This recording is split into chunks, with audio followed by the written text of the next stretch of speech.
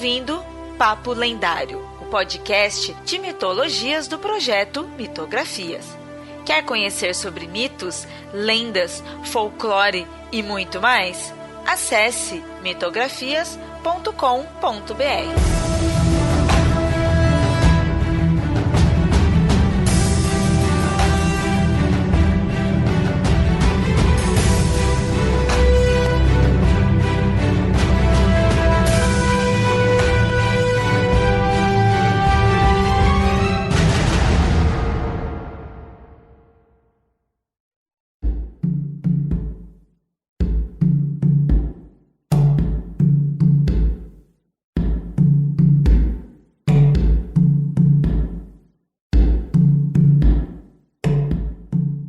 Muito bem, ouvintes. Vocês estão com fome? Se não estão, irão ficar, pois o tema de hoje é comida. E hoje estou aqui com a Nilda, autora dessa pauta do episódio de hoje, e com o convidado Orlando. Então, Orlando, seja bem-vindo. Pode se apresentar aí e já dizer como que as pessoas te encontram na internet. Fica à vontade aí para dar um oi. Boa noite para quem é de boa noite, bom dia para quem é de bom dia, gente. Eu sou o Orlando, o @anarcofino do Twitter, né? Ogan, antropólogo e também podcaster, né? Eu sou o host, apresento o Benzina ao lado da Stephanie Borges.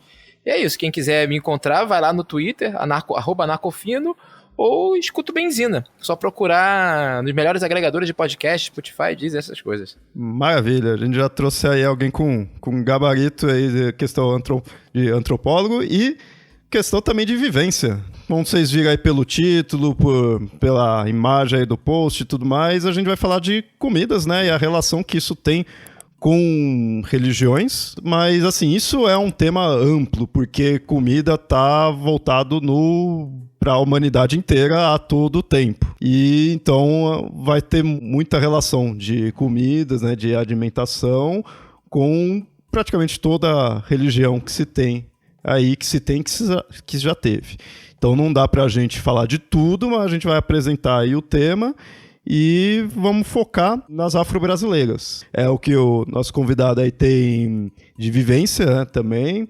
E é bem interessante, a gente sempre gosta aí de ir para esse assunto aqui no Papo Lendário. Vou dizer que essa pauta, né, eu comecei justamente por causa do Orlando, às vezes falando no Twitter sobre alguns desrespeitos em relação, ou respeitos em relação ao acarajé e outras costumes, né, da Umbanda e até do Candomblé, né, e eu fui procurar um pouco isso, porque conversando com amigos também, eu fui percebendo que a gente foi perdendo muita ligação que a gente tem com o alimento, né, o alimento tá virando uma coisa, sei lá, banalizada, uma coisa só de nutrição, tá se perdendo o hábito de comer pelo gosto de comer, né, e não é gula, não tô falando de você se entupir de comida, mas você sentar e comer uma comida bem feita, né, levando aqui pro lado do Mitografias, também a ligação divina que a gente tem com o alimento, porque todos os povos sempre tiveram alguma forma de ligar o alimento a alguma divindade, a algum deus, dentro do cristianismo, às vezes até a algum santo, alguma coisa assim. Então você tem essa ligação, né? Porque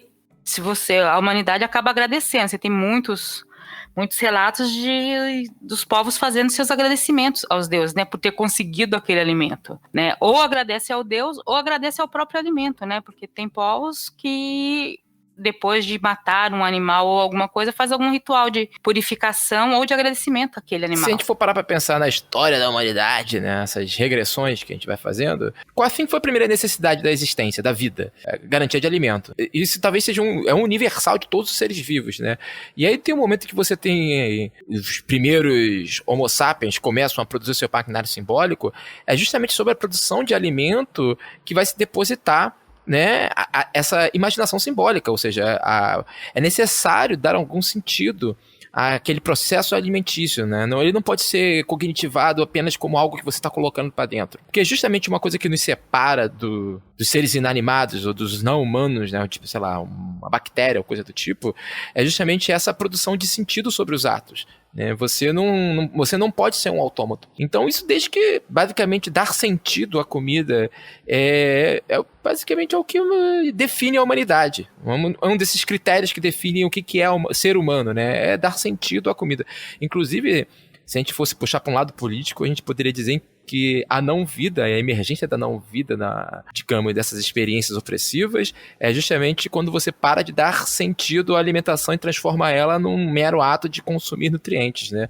Por exemplo, dando farinhas, né? Aqueles suplementos alimentares para as pessoas de baixa renda, coisa do tipo. E inclusive, né, eu tinha falado isso antes aí de começar o episódio, né, em off, mas aqui em São Paulo a gente teve um episódio disso, né, que foi dado ração, né, queriam, né, acho que não foi pra frente, né, isso daí, queriam, né, dar ração aí pra população, eu não lembro agora se era de baixa renda, né, pessoas mais de baixos, ou era pessoas de rua, não lembro certinho, mas tava isso, né, de dar ração.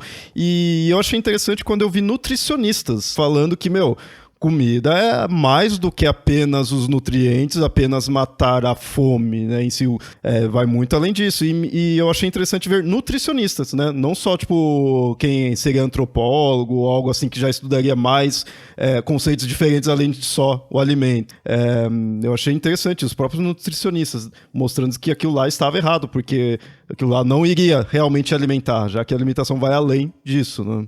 Assim, só pra dar um exemplo disso, vocês comeriam um cachorro, sabe? Vocês comeriam outro ser humano? Porque, de uma perspectiva puramente nutritiva, né, nutricional, não faz muita diferença o que você tá comendo, né? Assim, não faz diferença se você tá comendo humano ou um cachorro.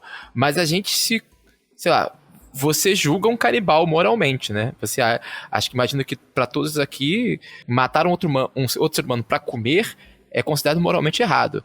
E a gente julgaria essa pessoa por isso, né? A gente classificaria essa pessoa, esse é o que é um canibal, né? Então, só esse ato moral de classificar as pessoas, os seres, a partir daquilo que eles consomem, e classificar, isso aqui é o tipo de comida que uma pessoa, que um ser moral deve comer, só isso já é um ato simbólico importantíssimo, só isso já é produtor de sentido no mundo, sabe? A gente não come qualquer coisa, né?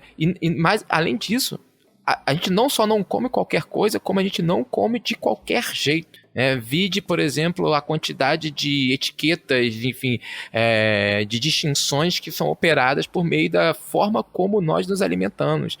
Então, todo esse aparato simbólico que a gente reduz a uma mera etiqueta, ou meros aspectos, digamos, morais existenciais, tipo, em populações que não têm essa neurose normativa como a nossa, né, de separar as esferas da vida, isso aqui é religião, isso aqui é economia, isso aqui é vida familiar, isso emerge, ganha um caráter que a gente, né, na sua falta de imaginação conceitual, vai classificar como religioso, mítico, enfim, mas que da perspectiva dessas populações é apenas a vida delas. Quando eu estava estudando sobre os povos da Indonésia, né, um dos seres que eles levavam para povoar de ilha em ilha era cachorro, e havia distinção de que as mulheres não comeriam carne de porco e os homens não comeriam carne de cachorro, e carne de cachorro era alimento normal, né? Aí você pensa, né, que pra gente é uma coisa extremamente estranha atualmente, mas eu não vou dizer que não tenha sido em alguma época totalmente normal.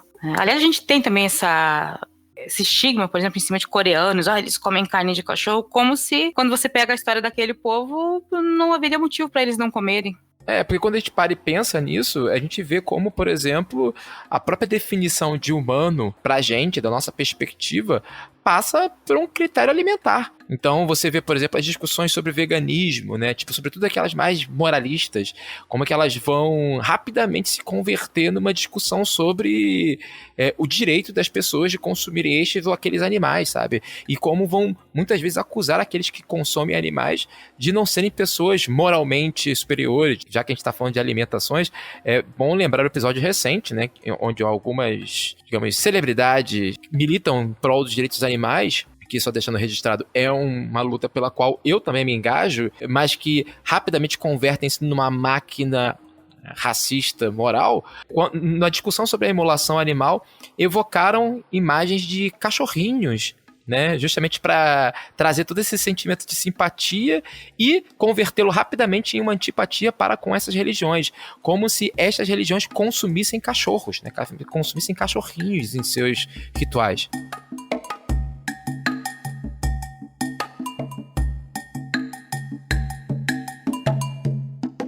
vamos falar hoje preferencialmente de comidas da Umbanda e do Candomblé, mas só para lembrar que desde antigamente você tem esses rituais, você tem rituais, principalmente na época de colheitas, ou na época de caças fartas, ou na época em que a pesca é mais abundante, certo? A gente tem vários rituais e várias festas, né, que são ligadas a isso, são festas de agradecimento porque a gente conquistou essa comida, né? Sei lá, a gente, como fala de mitologia, sempre fala dos gregos antigos, né? Então, os gregos tinham o costume de, toda vez que matavam um animal, uma parte do animal era queimada para o deus, né? No caso, as vísceras e a gordura. Já na nossa... tem um pouco mais de influência no nós, que é o judaísmo, né?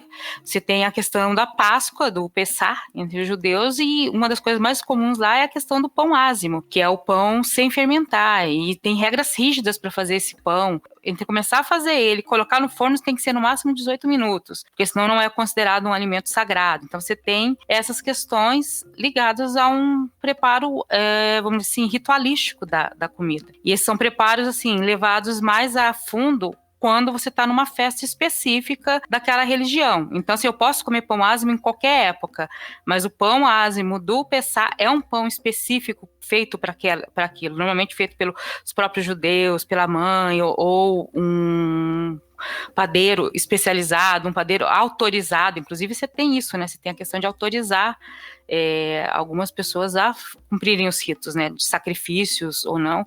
E isso não é exclusivo, né? Só do judaísmo, que às vezes a gente fica colocando como uma coisa assim tão antiga, né? Mas assim, no judaísmo é atual, e entre os muçulmanos também você tem isso, que é uma coisa bem atual. E eu tô falando isso por quê? Porque aí a gente vai falar do Candomblé e Umbanda, muita gente fala, no Candomblé e Umbanda tem isso. Gente, a gente tem isso direto em todas as religiões.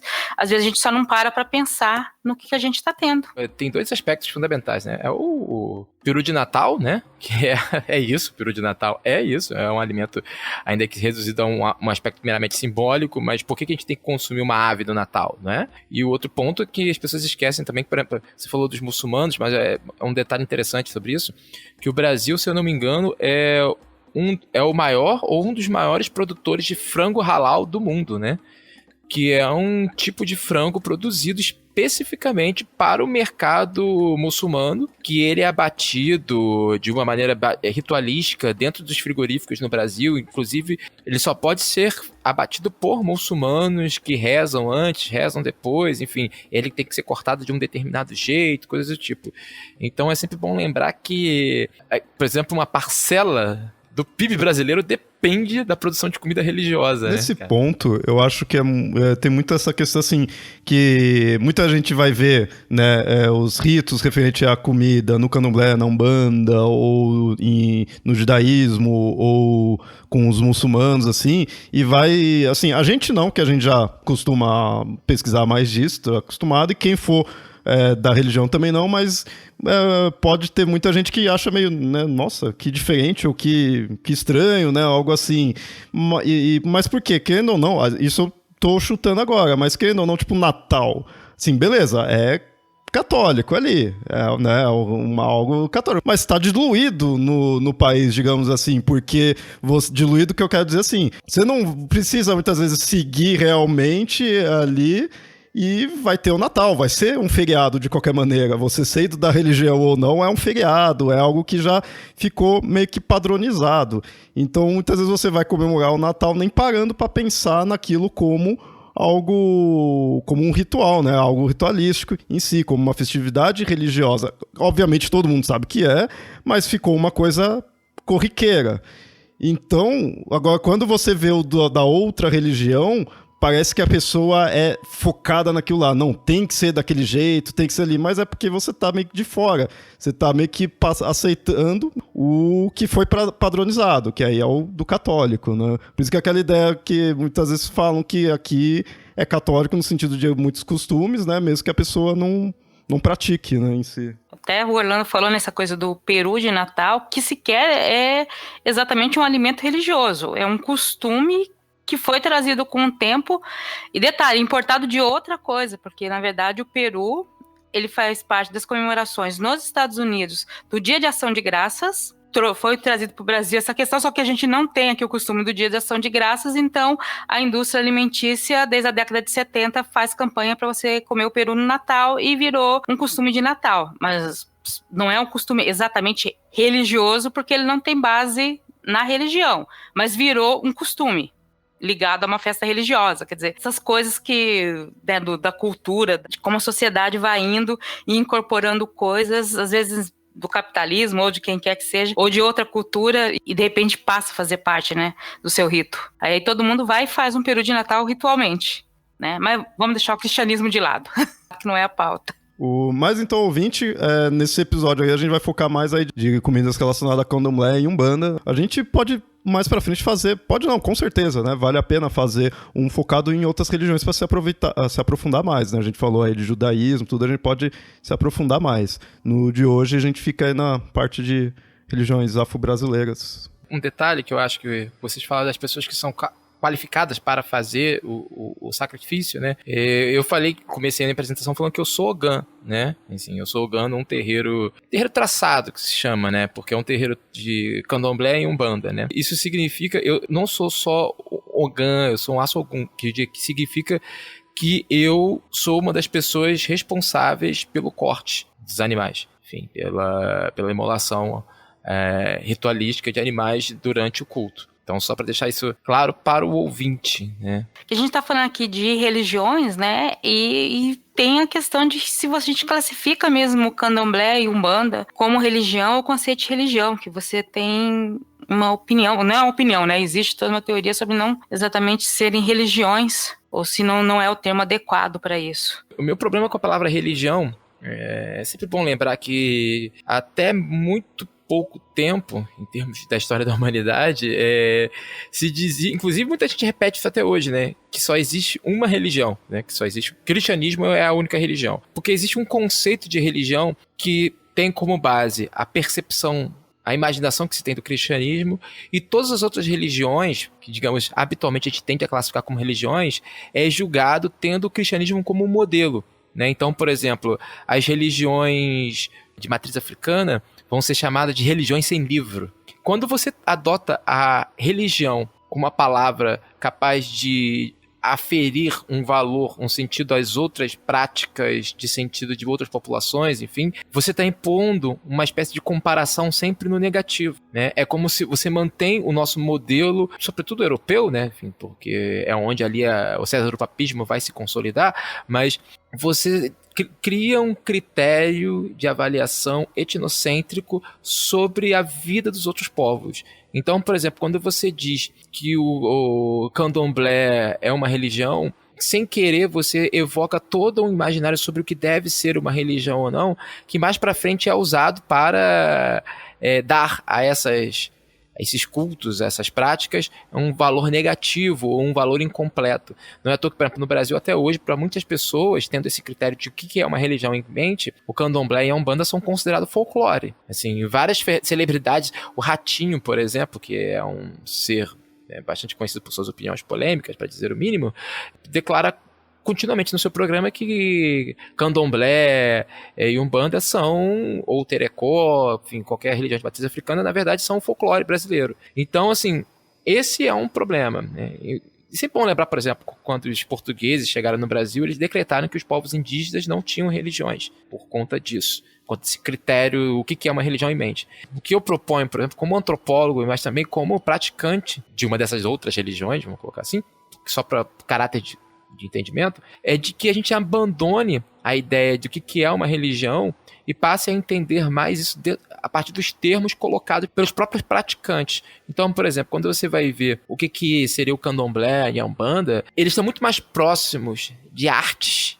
né, tecnologias, do que, de fato, aquilo que se concebe como sendo uma religião nos termos cristãos. E isso também é muito importante para você perceber, por exemplo, a vida das populações ameríndias, né? Como é que eles se ligam com uma espécie de dimensão sobrenatural da existência. E esse também é um ponto importante, porque, para mim, a ideia de uma religião é complicada, porque ela traz consigo também toda uma distinção normativa da vida, que é uma neurose, os euro-americanos, né, os modernos, carregam consigo, que é essa ideia de que tem que separar a vida em esferas. Isso aqui é religião, isso aqui é, sei lá, é negócio, isso aqui é economia, isso aqui é o Estado. Essa separação é impossível, né, quando você vai falar, por exemplo, dessas práticas de outros povos, por exemplo, como o candomblé e a umbanda. O candomblé e a umbanda, ele não é uma esfera separada da vida, né? Ele é a vida em si.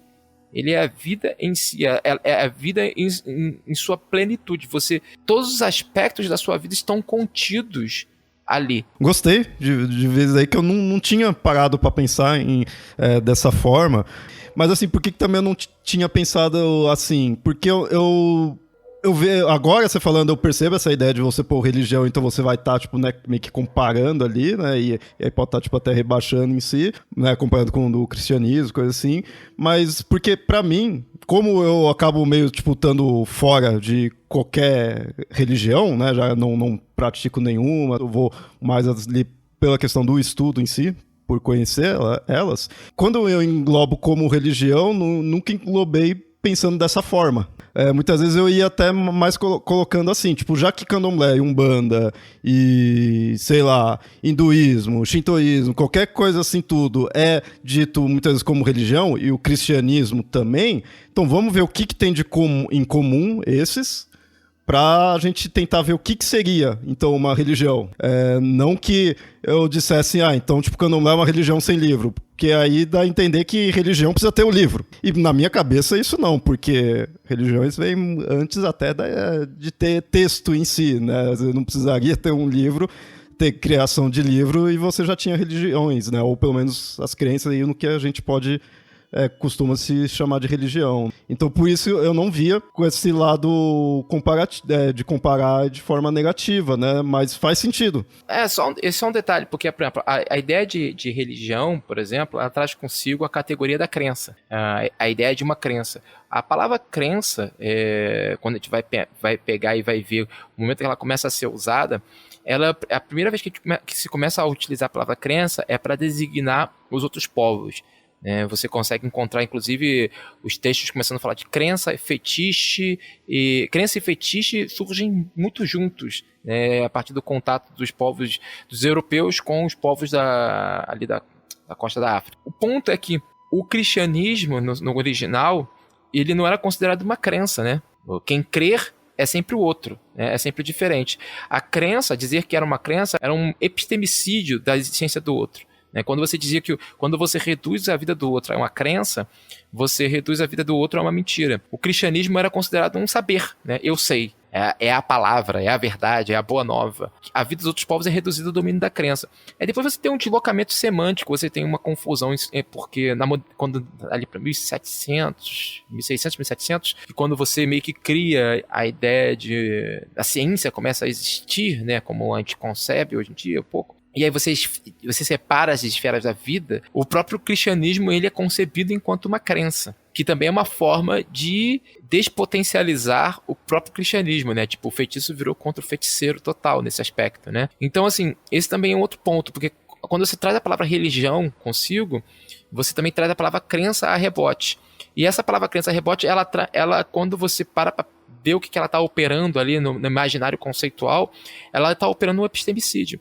Então, por exemplo, quando você começa a falar de um artista que está produzindo uma obra de arte, a crença dele não é envolvida ali, né? Tipo, não faz sentido perguntar se o artista acredita ou não no que ele está produzindo ali. Pra gente, que, por exemplo, é praticante do candomblé, da umbanda, crer ou não crer naquilo não é exatamente o que está em jogo. Assim, a ideia de crença é um problema europeu. Você vai lá discutir isso com Santo Agostinho, sabe? Para outras populações, e a vida que emerge dessas outras populações, que a gente chama de candomblé, de umbanda, crer ou não crer não é exatamente uma coisa. Até porque você não precisa crer para participar, sabe? A troca, o axé circula, a movimentação, ela não está reduzida à esfera de você acredita naquilo ou não. Sua participação, ela é aferida por outras formas. É uma coisa que ficar encucando, assim, pensando sobre isso aí. Porque crença, querendo ou não, religião é um conceito que a gente sempre traz aqui, né, do podcast, a gente sempre tá... Então a gente tenta tá sempre definindo, mas é algo bem complexo, assim, tudo. Mais agora uma forma de ver isso daí. Você falou isso, né? Por exemplo, no Candomblé e Umbanda, você participando, você está ajudando a fazer circular o axé, né? Que é esse conceito de, eu poderia dizer como energia, mas não é só isso, né? Seria só uma forma um pouco mais fácil de entender isso para quem não é da religião. E aí, né, partindo aqui pro que eu pesquisei, né, eu vi aqui a questão da alimentação, né, na comunidades, porque o Candomblé e a Umbanda é muito isso, né, muito comunidade, né, todo mundo tem que participar, todo mundo que é da religião, todo mundo que é praticante, ou para ser considerado praticante, tem que participar de todos os aspectos ou dos aspectos que lhes são destinados, qual é incumbido dentro da religião, né. E aí, pesquisando no livro Candomblé Bem Explicado, tem uma explicação sobre essa importância da alimentação. Pequeno item que eu achei muito interessante, que eu até vou ler aqui, que é: muitas vezes o homem compartilha com o orixá o mesmo alimento que lhe é ofertado, e este momento provoca a distribuição e movimentação do axé na casa, fortalecendo assim o maior entrosamento das forças divinas com o homem. O alimento faz do humano mais feliz e proporciona um melhor equilíbrio e harmonia na comunidade. Eu achei muito interessante esse texto, porque eu sinto um pouco isso também em almoços de família. Exatamente. Independente de todo mundo ser da mesma religião, né? Quando você une, a gente estava falando de Natal antes e tudo mais, o almoço de Natal na minha família sempre foi um pouco isso. Cada um fazendo a sua parte e dando um jeito de ser feliz dentro daquela festa. Não sei se eu consegui pegar um pouco o que é isso, essa festa pelos orixás, isso de você fazer as festas tanto para o orixá como para o pessoal do terreiro. Compartilhamento de alimentos e a forma como eles produzem, atualizam, vamos chamar assim, de grupos sociais, porque a família é isso, é um grupo social, né? É universal. Comer com alguém produz laços. Isso a gente vê de forma cotidiana. Com quem que você almoça, sabe? Tipo, no trabalho, grupos, laços, amizade, intrigas, são todas constituídas dentro de um fluxo de alimentos. O compartilhamento de alimentos é o que caracteriza uma unidade social, né? Para a gente, família é muito isso. Quando, por exemplo, você vai lembrar do pai, da mãe, uma das primeiras coisas que vem à mente é o compartilhamento de alimentos, né? É comer junto, é comer a comida dele, da comida que eles preparavam, né? A comida é carregada de afeto por isso. E esse é um ponto fundamental. Um outro ponto que é fundamental quando a gente vai falar, já trazendo um pouco pro Candomblé, Umbanda, Terecó, Mina, enfim, é de que se trata de uma prática, de uma arte diaspórica. Ou seja, uma arte que se inicia tendo como muito a partir da experiência da escravidão. O que foi a experiência da escravidão? Foi justamente uma desterritorialização aguda de comunidades inteiras que foram dispersas ao longo do mundo e isoladas, né? Então tinha aquela prática clássica, né, dos navios que colocavam homens e mulheres de populações distintas que nem falavam a mesma língua, né, misturavam para que não pudesse haver revolta, essas coisas. Agora imagina essas pessoas serem transportadas para as Américas, né, desse jeito. Quando elas chegavam aqui, muitas vezes não tinha nenhuma uma língua que pudesse ser utilizada como, enfim, como universal, como um tradutor ali. Então a primeira coisa que essas práticas, essas artes, elas fazem é resistir a esse processo de isolamento, né? Esse processo de essa dispersão. Como é que eles fazem? Eles produzem comunidade. Então, assim, a primeira forma de produzir uma comunidade é compartilhando alimentos. Então, os alimentos começam a ser compartilhados, as pessoas começam a produzir vínculos e o aspecto sobrenatural da coisa é uma consequência disso, né? Na verdade, assim, ele é tanto a consequência como a origem. Porque quando você começa a compartilhar esses alimentos, você precisa dar um sentido a isso. Você precisa dar um sentido àquela experiência, de onde emerge toda a matriz africana do pensamento. Então, quando você começa a dar um sentido, por que nós estamos aqui juntos? Você começa a dar àquele corpo, àquele grupo de pessoas, um novo sentido, um novo nome. Não é à toa que, por exemplo, dentro das casas, né, dos barracões, as pessoas se tornam irmãos, irmãs, inclusive com interdição sexual. Você não pode ter relações com pessoas que têm o mesmo pai que você dentro do terreiro, né, que foi feito pelo mesmo pai de santo, que foi feito pela mesma mãe de santo. Ou seja, rapidamente aquela unidade se reatualiza, se configura como uma família. E aí, mais uma vez, o compartilhamento de alimentos aí tem um papel fundamental nesse processo. E aí vem outro ponto. Compartilhar alimentos, comer, cria vínculo entre os humanos. Isso é um ponto sociológico. Mas também cria um vínculo do humano com o seu outro lado, né? Com o aspecto sobrenatural da existência. Quando você para pensar que a relação dos orixás com os viventes, né? Com os humanos, não é uma relação do tipo Deus, não é do tipo uma divindade inalcançável, né? Muito pelo contrário, o orixá faz parte da pessoa, na verdade a pessoa faz parte do orixá. É como se, por exemplo, eu sou filho de um determinado orixá. A comida que eu como também faz parte da vida desse orixá. Inclusive, eu tenho interdições alimentares por conta desse orixá. Então, assim, e quando eu coloco comida para esse orixá, né, quando eu faço um ebó, quando eu faço, enfim, eu também estou me alimentando. Então, assim, a comida que eu como, como eu como, também gera um vínculo meu com o sobrenatural. Então, essa ideia de que a gente vê isso atualizado no almoço em família, ele, digamos, é uma manifestação de uma estrutura que é universal em diversas outras práticas que nós, por convenção, chamamos de religião, que é justamente essa produção de vínculo, produção de laços por meio do compartilhamento de alimentos. Nossa, eu já tinha visto isso, né, da questão dos tanto alimentos específicos de um orixá como os interditos, né? Eu acho muito interessante e uma ligação que eu não consigo aprender totalmente, né, sendo de fora da religião, mas eu acho fascinante isso. Essa é a chamada quizila.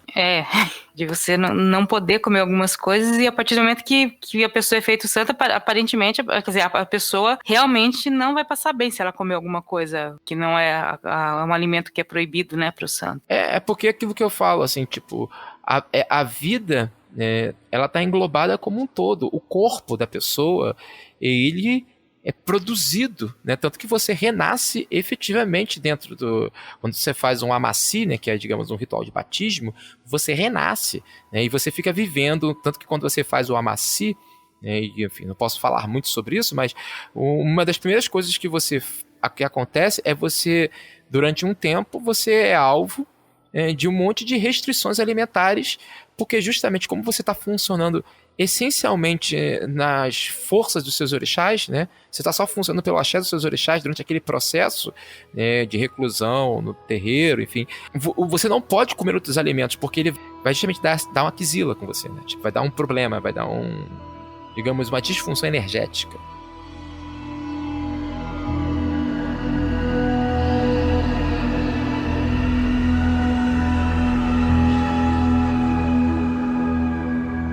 Seguindo aqui, né, na questão dos festejos e alimentos, né, vamos falar de alguns que são mais conhecidos de todo mundo, e a gente passou no mês de setembro, né, do festejos de Cosme e Damião, que é uma festa bem conhecida, acho que no Brasil todo, mas não necessariamente festejada no Brasil todo, né, com a mesma força. Eu sei que no Rio de Janeiro é uma festa com muita força, né, de você fazer, muito ligado aos terreiros de Umbanda e Candomblé.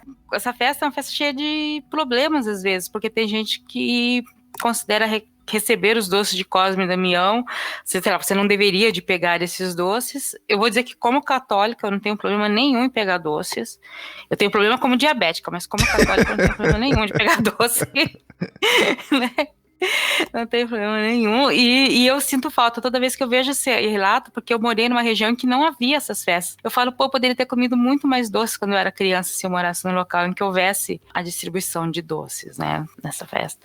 E aí, Orlando, eu aproveitei que você sempre me falando nisso, né, que você tem todos esses doces distribuídos têm um significado especial, né, meio que são um doce para cada orixá. Lembra daquilo que eu falei do vínculo afetivo que nós temos com a comida, né? Assim, quando você come tal coisa, você fala assim, cara, isso aqui me lembra minha mãe, isso aqui lembra meu pai, isso aqui lembra meu avô, minha avó.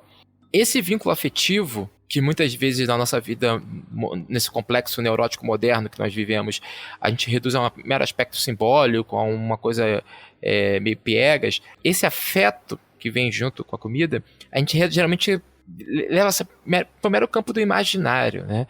Para uma religião, vou colocar assim, né, tipo, por convenção, como o Candomblé e a Umbanda, esse afeto, ele carrega axé. Quando você, por exemplo, você está num momento de apuro, uma coisa, e você lembra do teu orixá, ou você lembra de um Exu, ou você lembra de um ponto, e esse ponto carrega consigo todo um monte de afetos e te dá a força para superar essa questão, aquilo ali é o axé circulando.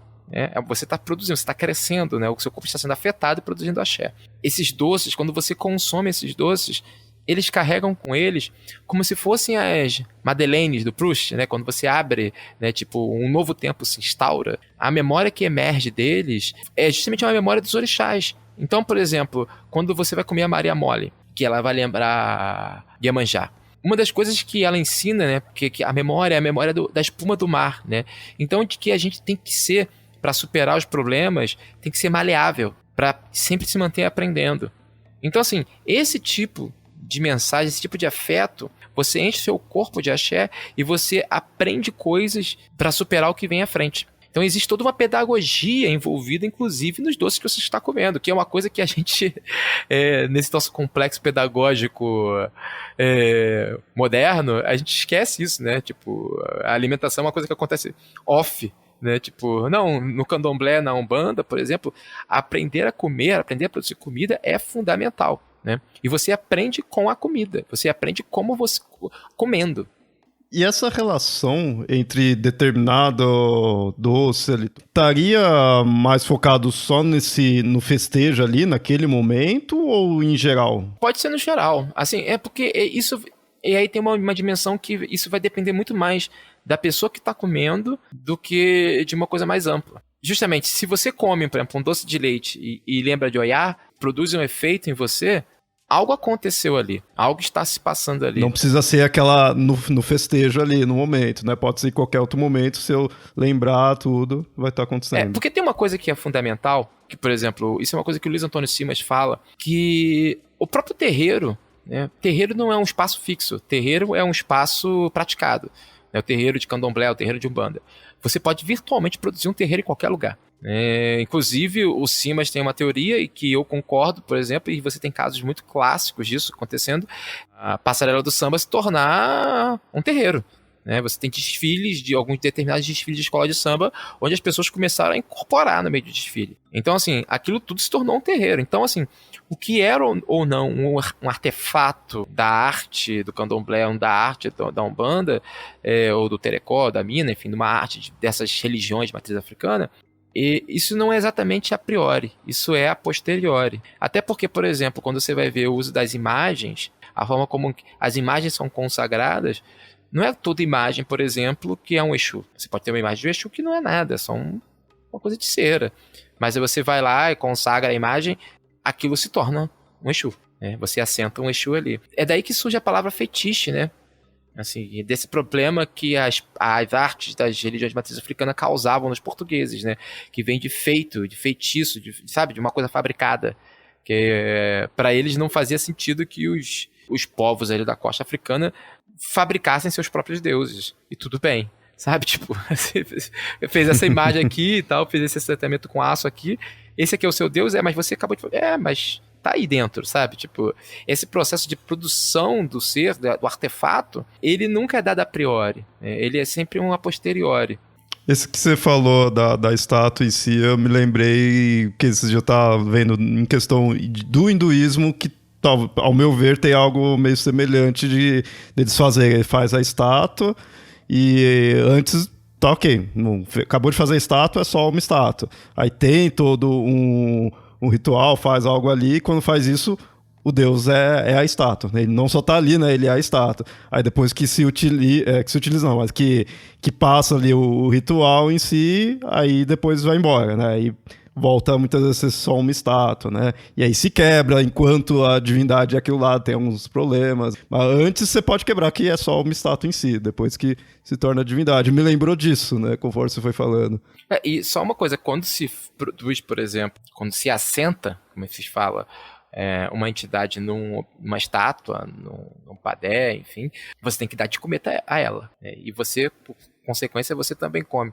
Os católicos também fazem isso, né? Tipo, as pessoas botando aquela cervejinha pro São Jorge, né? Aquele cafezinho pro... Esqueci o nome do santo. Você citou o hinduísmo, Leonardo, mas boa parte de outras religiões você tem a oferenda de alimento pro Deus, né? E no catolicismo, às vezes, você não tem exatamente oferenda do alimento, mas, por exemplo, dia 29 você come um nhoque se você estiver fazendo uma promessa para São Judas, sabe? Tem umas coisas assim que você faz que é ligada àquele alimento, ligado àquele santo ou alguma coisa. E normalmente é ligado a alguma promessa que você fez. Isso só para fazer essa comparação. Que o Orlando falou, não é exatamente a mesma coisa, mas no final a gente acaba sempre tendo muita coisa em comum. A gente tem, né, uma listinha aí de qual, pelo menos aqui da festa, né, de Cosme e Damião, qual doce referente a qual orixá, tudo assim. Mas isso é uma coisa que tem variações, até porque Umbanda e Candomblé tem suas variações em si, ou é algo mais fixo? Então, uma coisa que eu gosto sempre de falar inclusive, toda vez que eu vou falar de macumbas pros ouvintes, é bom lembrar uma coisa que eu posso falar macumba, né? Aquela palavra assim... não é o uso pejorativo, né? Enfim, é o uso corrente. Para as macumbas, vale uma regra clássica, assim. Cada casa é um caso. Então, por exemplo, o que se faz, o que se pratica na minha casa é diferente da casa dos outros. Inclusive, essa é uma coisa que o macumbeiro tem que sempre lembrar. Toda vez que eu vou num terreiro de outra pessoa, eu sempre sei, na minha casa eu faço assim, mas aqui faz diferente. Tudo bem. Funciona pra eles, funciona. Tá certo, os orixás estão aqui, as entidades estão aqui, tá funcionando tudo certo. Entendeu? Então, assim, pra muita gente, pra muitas casas, isso não faz qualquer sentido, né? E isso aí foi uma coisa que eu aprendi ao longo da minha vida. Ele não se remete a uma verdade universal, né? Pra muitas pessoas pode ser qualquer doce. Isso não pode ser nada. E as pessoas da religião mesmo, sabe? Tipo, não pode não ser nada. Para outras pessoas concordam. Então, isso vai de casa para casa. Quando eu for falar de religiões, nesse caso, assim, eu gosto do termo religiões de matriz africana. Porque a ideia de matriz, ela me remete a quase a matriz matemática, né? Tá sempre produzindo uma coisa diferente, né?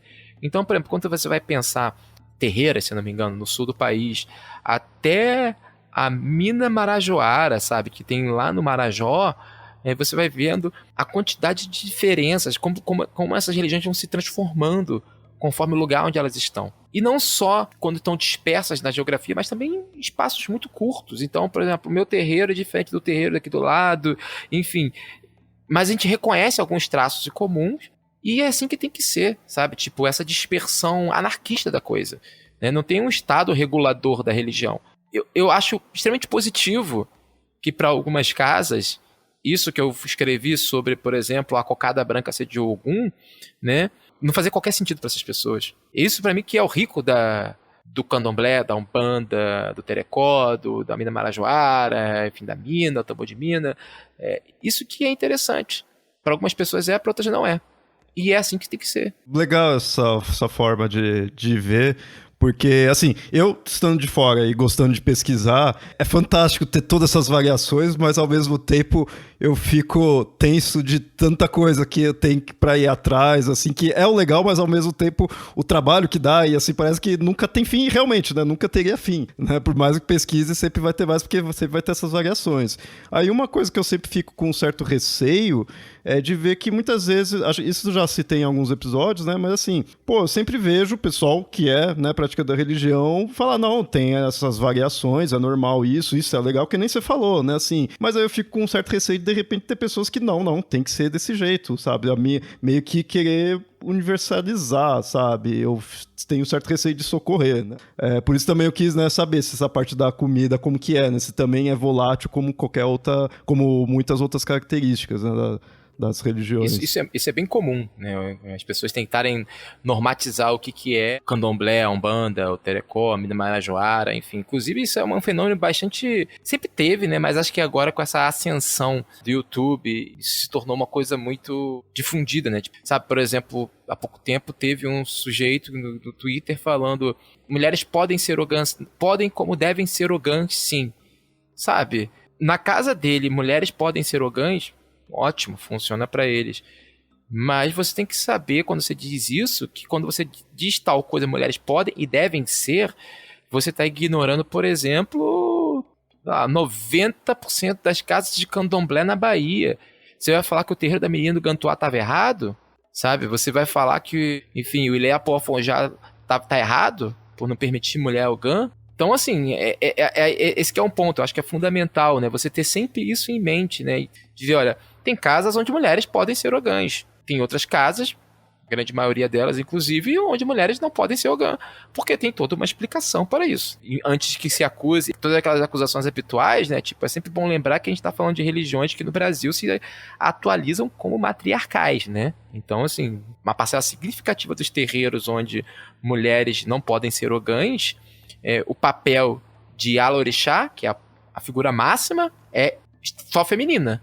Toda a linha sucessória da dona da casa é só mulheres, não pode ter homens na linha sucessória. Então, assim, é sempre bom lembrar desse aspecto, para não reduzir isso a uma questão normativa de gênero, né? Bom, agora que a gente está falando de, né, todas essas variantes, né, que tem, que eu acho fascinante isso, tem, né, mesmo no Cosme Damião, tem um variante que é muito ligado à Bahia.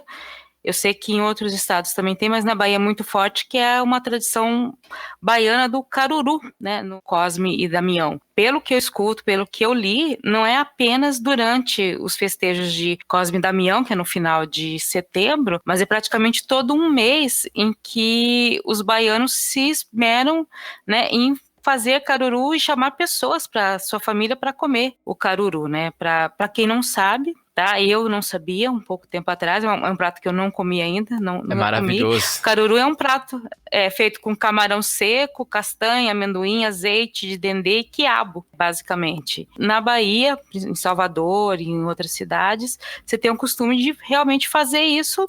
E se é um festejo ligado, às vezes, ao terreiro, você não faz apenas o caruru. Você também serve outros alimentos, né? Você serve canjica, acarajé, pipoca, que seriam alimentos consagrados a outros orixás também, porque você vai alimentar todas as crianças. E o que você faz? A tradição é você distribuir isso para crianças.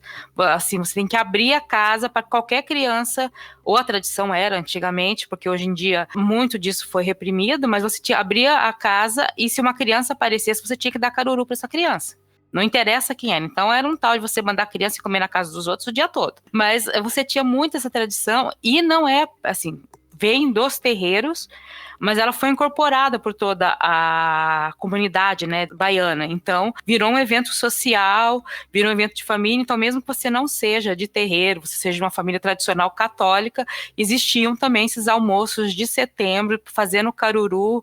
Esse prato é o prato que você serve tipicamente nesse mês. Então você tem que, no mínimo, fazer um dia servindo caruru para a família, porque é o mês que você produz caruru, é o mês de maior produção de quiabo. Então você tem que fazer isso, porque todo mundo está fazendo esse almoço, né, e distribuindo e dando para crianças. E em algumas casas você tem o costume de dar o caruru de 7 meninos. Você tem que arrumar 7 crianças, que você serve primeiro essas 7 crianças o caruru. Ou seja, é uma festa muito ligada à infância, muito ligada à alimentação, né? E essa mistura que é o Brasil, né? Você mistura tudo ali e transforma. É claro que hoje em dia você tem algumas dificuldades de realizar essa festa por causa da intolerância religiosa que está se instalando, mas mesmo assim, né, na Bahia, pelo menos que eu saiba, as últimas pessoas com quem eu conversei, ainda é muito forte você fazer isso. Você tem que fazer caruru em setembro para todo mundo, né? É uma festa de generosidade, você tem que servir esses alimentos. O Orlando falou que é muito bom, eu não comi, eu não sei dizer. Eu fiquei curioso. E olha que o quiabo não é minha... Eu, como filho de Ogum, o quiabo não é a minha área. Mas, enfim... É porque, inclusive, é a comida de herê, né? É a comida que você serve pra herê, né? Quando tem herê no terreiro. Herê é criança. É porque o herê é uma criança, né? Mas ele não é exatamente o espírito de uma criança, né? Tipo, é uma outra coisa. Ele é um intermediário da pessoa, do orixá, o filho de santo, com o seu orixá, né? Ele é o aprendizado dessa pessoa. E quando a gente aprende, nós somos crianças, né? Tipo, então, assim, o herê, ele é a condensação dessa função aprendiz, né? Do filho de santo. A gente não pode confundir, às vezes, os hereis exatamente com crianças. Mas eles são, para todos os efeitos, se comportam, se vestem e agem como crianças. E o caruru, uma questão fundamental do caruru é justamente essa, né? Porque ele é uma comida que produz alegria, né? A função dele é produzir alegria e produzir potência, né? Comer caruru, pra gente que é do terreiro, né? Que é do barracão, é justamente um desses episódios onde a gente se enche de vida. O caruru, pra mim, tá junto com a feijoada. Eu sou, né, carioca, então a feijoada, pra mim, tem uma função mais, digamos, mais visível, né? Mas a feijoada, né, que é o prato do brasileiro, a feijoada nos terreiros, ela tem toda uma função religiosa, né? Festa de Preto Velho, festa de Ogum, né, dia de São Jorge, são festas comemoradas com feijoadas. E assim, a feijoada que está sendo produzida ali, ela tem uma função de propagar o axé. Inclusive a festa de Ogum tem um quê a mais, que é a cerveja, né? Então assim, é chato, né? Beber cerveja nesse sentido, né? Beber cerveja e comer feijoada de uma maneira religiosa, né? Para usar esse termo.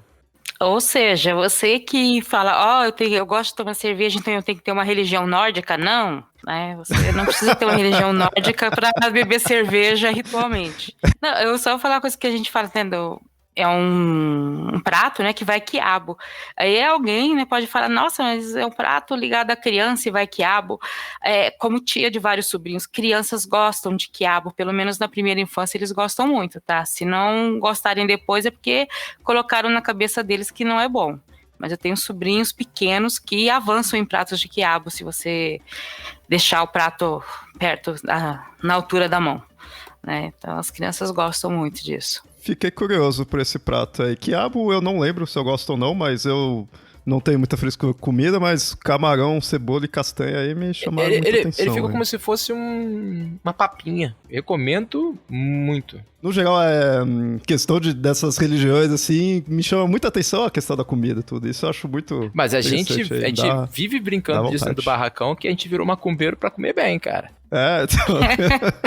A gente virou macumbeiro pra comer bem, cara, assim, porque se tem uma coisa que é difícil manter, por exemplo, dentro do barracão, é o peso. Cara, é difícil. Assim, é feijoada direto, quando a gente vai fazer, sei lá, vai fazer uma gira, vira, então depois vem uns pratões de comida pra gente, sabe? Uma galinhada, sabe? Toda a comida que a gente vai comer depois do... Inclusive tem isso, né? Toda gira, quando tem comida no terreiro, quando são giras mais longas, a comida tem uma relação fundamental com as entidades da festa. Então, de certa maneira, a gente tá ali também consumindo o axé assim, tá distribuindo, fazendo o axé circular. Então, assim, não é qualquer comida, sabe? Você não... Acabou a gira, a gente não vai pedir um Burger King, sabe? Então a gente vai comer uma galinhada, vai comer um feijão com um monte de coisa dentro, ou uma feijoada, sabe? Tô vendo você quase revendo suas crenças por causa de comer comida, né? Ou suas não crenças, né? Aí, Orlando, você vai converter um ateu aí, certo? Só na base da comida. Rapaz, pode ser ateu e macumbeiro, não tem problema nenhum, é só participar.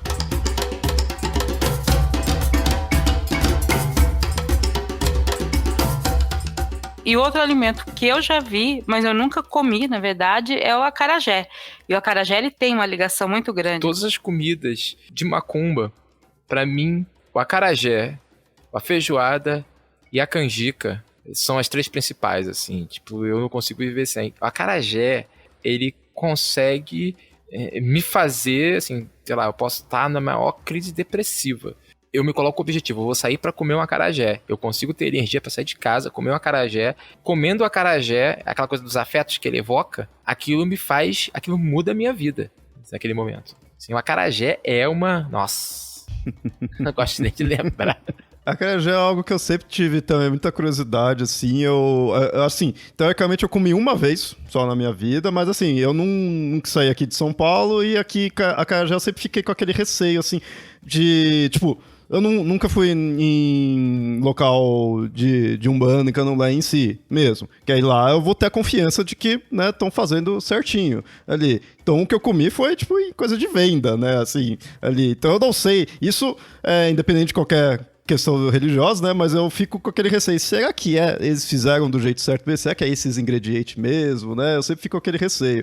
Então eu também não sei se o que eu comi realmente era. Gostei, mas eu tenho muita curiosidade, sabe? De realmente comer qual eu tenho a certeza que foi feito de como é o mais tradicional. A receita do acarajé, né, que, enfim, ela tem um padrão. Talvez a coisa mais importante é saber quem pode vender, né? Assim, esse que é um ponto que eu vivo brigando com as pessoas, de que o acarajé, ele tem uma função, inclusive, ele é uma dádiva do orixá para a pessoa, né? Tipo, ele dá um sustento para a pessoa.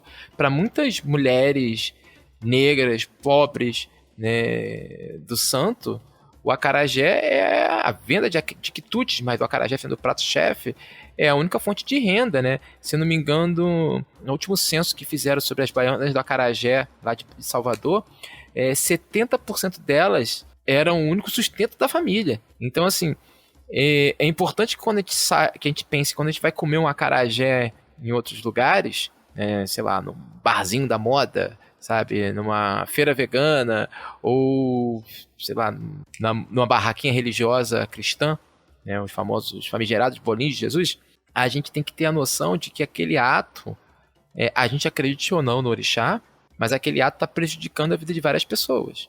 Né? Então, esse que é o meu ponto, sempre quando eu fui falando disso no Twitter, que as pessoas ficavam, isso é besteira. Eu falei, cara, então por uma besteira você acha ok prejudicar a vida de várias pessoas?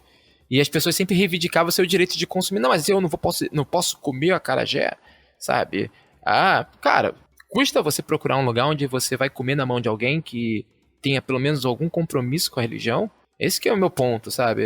Realmente as pessoas são tão necessitadas assim de comer acarajé ao ponto de que elas podem deliberadamente fazer isso sabendo que estão prejudicando a vida de outrem. Entendeu? Esse pra mim é um ponto fundamental. E a vida desse pessoal, do pessoal de santo que vende coisas na rua, que tem que ir pra rua paramentado, não é fácil, né? A gente tá falando de um país que persegue ativamente integrantes, pessoas de religiões de matriz africana. Assim, e eu digo isso porque eu sinto isso na pele, né? E olha que eu sou branco, sabe? Assim, as poucas vezes que eu saio de casa, sobretudo, por exemplo, quando eu tava por conta de alguma feitura ou de alguma coisa que eu tenho que estar usando meu equeté e tá tudo de branco, o equeté é um chapéuzinho.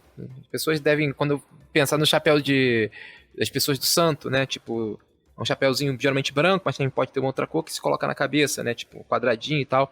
Eu escuto as pessoas me xingando, sabe? Tipo, as pessoas jogam coisa em você. Agora imagina o que essas mulheres, no geral mulheres, têm que passar. Porque elas têm que sair de casa paramentadas. O que elas não escutam quando elas estão ali? Então, assim, é todo esse sofrimento, toda essa experiência racista, que é uma consequência do racismo estrutural, né? Estrutural eu não gosto muito dessa palavra racismo estrutural, porque, enfim, mas do racismo efetivo da sociedade brasileira, que se imagina branca, né? Que a gente tá jogando no lixo, né? Que a gente tá ignorando. Quando você fala assim, não, eu vou comer o acarajé nesse bar hypado aqui, porque é o acarajé que tem perto da minha casa, sabe? Então é um ponto complicado, acredite ou não no santo, né? E aí você viu algumas coisas, por exemplo, recentemente teve um restaurante em Minas Gerais que começou a servir acarajé com abóbora, sabe? Assim, abóbora, para algumas casas, a abóbora é uma quizila de Ançã. Acho que precisa de um pequeno preâmbulo, né? Porque assim, o acarajé vem numa palavra de Yorubá que é acará, que é bola de fogo, e G, comer, né? Que é comer uma bola de fogo, porque por isso que o acarajé tem que ser quente, né? Que a origem dele tá numa relação de Oiá, Ançã, com Xangô, que é seu marido. A Oiá, ela vai no Ifá, e o Ifá dá para ela uma receita de uma comida que ela tem que dar para Xangô, que vai ajudar Xangô a vencer as guerras, né? Tipo, por meio do consumo do acarajé, Xangô começa a sair fogo da boca dele. Tem uma frase, né, que fala assim: Obaniá Oió Atabai, né? Tipo, grande rei do Oió, rei do pai de fogo. Tipo, que Xangô é o pai do fogo, né? O fogo é dele. O acarajé tá na origem disso.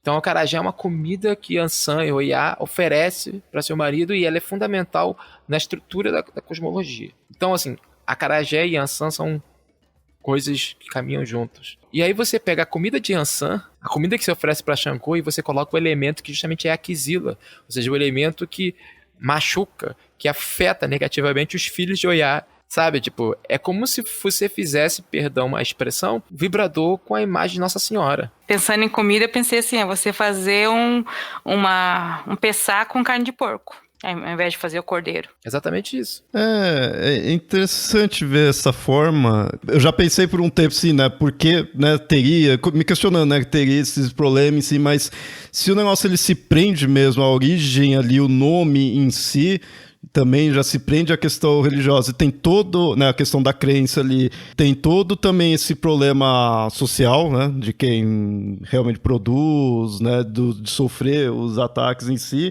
Então é algo realmente que acho compensa de parar para pensar, né? De que quando você está fazendo qualquer coisa ali, mudando o ingrediente e chamando de acarajé, você está meio, né? Tá realmente desrespeitando em si, né? Eu acho que o problema é você fazer e ainda ficar ligando a religião. E ao momento que você está pondo como acarajé, você vai estar ligando, né? Você vai estar dizendo que é... Chama de outra coisa, né? Chama de outra coisa, pelo menos, né? Assim, também cai no ponto, por exemplo, teve um problema com o bolinho de Jesus, né? Porque na Bahia tiveram os casos de evangélicos que começaram a vender o acarajé e eles não queriam ser associados à comida do demônio, né? Porque para eles, enfim. E aí eles começaram a chamar o acarajé de bolinho de Jesus. Mas lembrando que o acarajé, ele é patrimonializado pelo IFAM, né? Então, assim, se você faz a receita daquele jeito, você é obrigado a vender como acarajé em termos, né? Tipo, chamar um bolinho de feijão, coisa do tipo, né? Mas você... E aí pressupõe toda a vocação desse aparato religioso, né? Então, assim, esse que é outro ponto, né? O Brasil odeia as religiões... Vamos adotar o termo da convenção para ajudar, mas as artes religiosas de matriz africana, o Brasil odeia. O Brasil, como nação, odeia o seu substrato negro, né? Seja ele o efetivo, os corpos negros, seja ele o substrato ontofilosófico, né? Sabe? Aquilo que nós herdamos da África. E o Brasil tenta apagar isso o tempo inteiro. E aí chega um momento que fala assim, não, mas isso aqui a gente quer, mas a gente não quer desse jeito, sabe? Pensar o que tentou se fazer com samba, por exemplo, sabe? O Brasil gosta, ele odeia o negro, ele odeia e todos os seus desdobramentos, né? Mas ele gosta de alguns produtos que são produzidos ali e aí eles querem tomar para si. Isso é uma máquina muito violenta, né? Fazendo mais uma comparação, né? Você não tem grandes problemas de respeitar um alimento kasher, né, coxa judeu. Se você exalta que você está fazendo nesse local, faz um alimento conforme preceitos judaicos tradicionais e todo mundo elogia isso. E só que não dá para você respeitar como é que faz um acarajé, sabe? Eu conheço supermercado em São Paulo que separou seção de frios para que você não coloque o queijo que a comunidade judaica come junto com presunto. Então, um é de um lado do supermercado, outro é do outro lado do supermercado, justamente para respeitar. Então, isso você pode. Agora, respeitar o acarajé, que nem é uma coisa que você... Não sei, eu acho que... A não ser que você mora em Salvador, não é uma coisa que você come direto. Né? Não é um alimento que faz parte do nosso dia a dia. Não é, pelo menos para mim o alimento do meu dia a dia é o cachorro quente da esquina. Tudo bem, eu moro na Grande Osasco, isso é alimento típico daqui, mas, né, acho que na maior parte do Brasil. É até sagrado. É sagrado.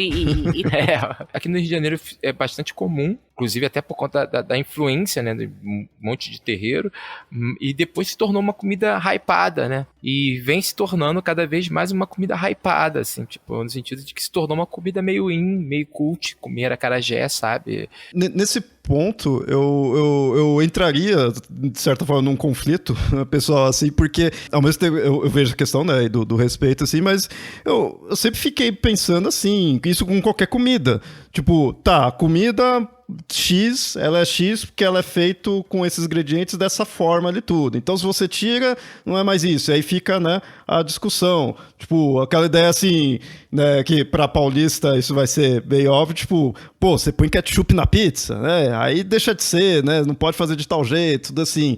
Então, mas pra mim, eu sempre penso, qualquer comida em geral, dane-se, a pessoa come do jeito que ela gostar mais, sabe? Não teria isso aí. Só que o problema do acarajé, principalmente da forma como você colocou, eu vejo que tem toda essa problemática religiosa. social, né? Toda a questão do que a religião toda, né? Chamando de religião, as religiões de matriz africana todas sofrem aqui. Realmente é algo que eu fico assim, pô, não pode mudar, não posso fazer do jeito que quiser ali tudo, não posso comprar ali do lado, mas ao mesmo tempo tem todo esse maltrato, né? Que acaba tendo com o praticante. E uma coisa que eu falo, cara, se as pessoas querem fazer um acarajé vegano em casa, faz, não tem problema nenhum, bicho. Não tem problema nenhum, é a tua vida, a tua comida, assim. A questão toda é quando você coloca ele no mundo como um produto e passa a competir em desigualdade, porque esse é um outro ponto, né? Tipo, você compete de forma desigual com as pessoas que estão ali se ferrando todo dia para garantir um pouco de sustento, né? Porque é aí que tem outro ponto, porque quando você monta uma barraquinha cult, hype, para venda de acarajés, sabe? Eu começo a vender ele dentro de restaurantes caros, você tá competindo de forma desigual porque contra você não tem o racismo. Já começa por aí, entendeu? Porque contra você já não tem todo o aparato de violência que é montado contra essas mulheres e contra os praticantes de religiões de matriz africana no geral. Então, assim, é meio violento demais, né, pensar nisso. E aí, como essa coisa de... A relação com o orixá, ele é um elemento fundamental do acarajé. Esse é para ver do lado da religião. A relação fundamental, assim, com o Yansan, com o Eá e com o Xangô é fundamental. Você não precisa acreditar nisso para comer, mas as pessoas que têm a mão para vender têm que participar disso, né? Tipo, isso tem que fazer parte da vida delas. Tem que ser um elemento fundador da vida delas, né? Você acha justo, então, que pelo menos o nome mudasse? Se a pessoa quer realmente vender um bolinho de feijão ali, tudo daquele jeito, pelo menos que não chame de acarajé, e ainda mais se for fazer alguma alteração. Eu acho que sim. Eu acho que poderia ser uma alternativa. Quer vender um acarajé vegano, chama de outra coisa, um bolo de feijão vegano. Sabe? Tipo, um bolinho de feijão, ponto. Porque eu já vi, por exemplo, dessas coisas loucas numa dessas feiras, né? Porque é uma coisa que as pessoas acham contraditória. Durante muito tempo da minha vida tentei adotar a dieta vegana, sabe? Assim, eu raramente, fora do contexto religioso, ou quando eu tô numa aldeia indígena, eu consumo carne. Enfim, e participava muito dessas feiras veganas, de shows. Cara, tinha um pessoal vendendo numa barraca vegana, todos ali brancos, paramentados como pessoas do santo, veja só, simulando e vendendo acarajé, né? Então, assim, são várias camadas de erro, né? São várias camadas. Aí a gente começa a ver até que o erro vai além só de comida, né? Nessa questão aí com relações de cultura, ali não precisa ser só comida pra errar dessa forma, né? A vestimenta, tudo aí também, né? Porque tá tudo ligado, né? A gente aqui, como o Orlando falou lá no começo, né? Tenta separar tudo. Vestimento é uma coisa, comida é outra, trabalho é outro. E nesse caso, né, bem específico do acarajé, tá tudo ligado. Não tem como desligar as coisas. Pois é, porque, por exemplo, se você for reparar as quituteiras, né? Tipo, a cor da saia delas diz muito sobre o orixá do dia, sabe? A roupa dela já diz muito, né? Aí você vai ver, vai ser sempre uma guia ali, vai ter sempre um santinho, sabe? Sempre tem alguma coisa ali de proteção. A maneira como o acarajé é preparado, segue toda uma liturgia, que não são coisas exclusivas do candomblé e da umbanda. Você mesmo falou que na cultura judaica está repleta de situações como essa. E a maneira como ela vai pra rua, o que ela tem que fazer depois que vende, sabe? Tem um monte de coisas, os agradecimentos que ela tem que fazer. Então tem um monte de coisas que é um todo, né? A vida dela, o sustento dela, a aparência dela, o corpo dela emerge daquilo que a gente costuma isolar como uma prática religiosa, né? Que na verdade aquilo é a vida das pessoas. Eu digo isso porque é a minha vida, né? Então, assim, sei lá, tudo que eu faço enquanto... Não porque quando eu falo isso, as pessoas acham que é uma coisa meio, tipo, pitolado, né? Tipo, não é isso. Eu compreendo todos os aspectos da minha vida como desdobrados da minha relação com os orixás, né? Da minha relação com o meu orixá de cabeça. Foi interessante ver daí dos alimentos, e assim, na verdade a gente vê que tem muito, né, mais coisa em si, mas eu acho legal o quanto isso se prende, que na verdade assim, se prende é isso porque no fundo tá unido mesmo, né, a questão da religião, da crença ali, da comida em si, né, na verdade não tá separado, foi legal ver isso daí. Espero que tenhamos mais episódios para de repente até continuar na parte aí de humano candomblé ou para outras religiões também, né? Como eu falei no início, comida tá muito relacionado em qualquer cultura, qualquer religião. Vai ter essa relação. Então, eu acho que, como pensei, a gente foi falando por alto aí de outras para situar bem o ouvinte, né? Mas focamos aí nas de origem africana. Nilda, alguma consideração final? Só tenho para agradecer o Orlando por ter aceitado o convite, depois de um pouco de trabalho para a gente marcar essa gravação, já que os deuses da internet do Leonardo não ajudam muito, né? Mas eu queria agradecer porque, assim, uma coisa sou eu ler um livro, ler 50 sites e ver 300 textos, né? Tentar falar sobre isso, ou pelo menos escrever sobre isso. E aí eu faço uma pauta e o Orlando vem aqui e destrincha isso de uma maneira que eu nunca pensaria de ter feito, fala coisas que eu não teria como apreender ou mesmo como pegar, justamente por não ter essa vivência, tá? Então, muito obrigada, Orlando, por ter aceitado e vir aqui, certo? Falar toda a sua posição, o que você aprendeu, o que você sabe. Cara, eu que agradeço o convite e já me deixo disponível para voltar a falar sobre, por exemplo, cosmologias ameríndias. Sim, que vamos, com certeza. Para quem não me conhece, é a minha especialidade, né? Tipo, eu tenho um doutorado nesse assunto, literalmente. E eu só queria deixar um recadinho, porque assim, eu sei que às vezes eu pareço um pouco chato, tanto no Twitter quanto no Benzina, tanto um pouco aqui, quando eu insisto contra termos como religião, crença, e eu falo que são expressões do racismo, né?